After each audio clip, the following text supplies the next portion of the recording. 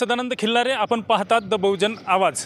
आज आपण उपस्थित आहोत दारव्हा येथील आठवडी बाजार परिसरामध्ये आणि माझ्या पाठीमागे पाहू शकता आपण आठवडी बाजार परिसर आणि या परिसरामधील घाण हा आपण पाहू शकता। आठवडी बाजार परिसरामध्ये इतरत्र आणि सर्वत्र असाच कचरा आणि घाण आणि दुर्गंधी पसरलेली आहे। त्यामुळे नगर परिषद प्रशासनाने वेळीच याकडे लक्ष द्यावे, परंतु नगर परिषद प्रशासन कुंभकर्णी झोपेमध्ये असल्याचं आपल्याला जाणवत आहे।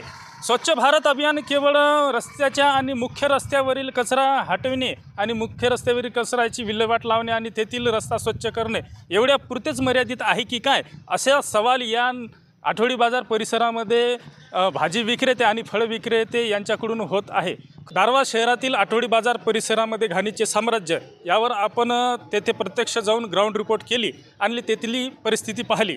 तेथे जाता आपल्याला कळले की तेथे घाणीचे संपूर्णतः साम्राज्य पसरलेले आहे आणि हे साम्राज्य बरेच दिवसापासून आहे। बाजार परिसरामध्ये चबुतऱ्यावर आणि चबुतऱ्याखाली सुद्धा इतरत्र सर्वत्र घाण कचरा आणि दुर्गंधी पसरलेली आहे।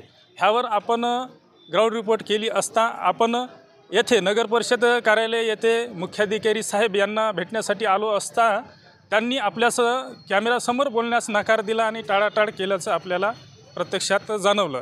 परंतु त्यांनी या घाण कचऱ्याची आपण योग्य विल्हेवाट लावू आणि योग्य ती कार्यवाही लगेच करू असे आश्वासनसुद्धा दिलेले आहे।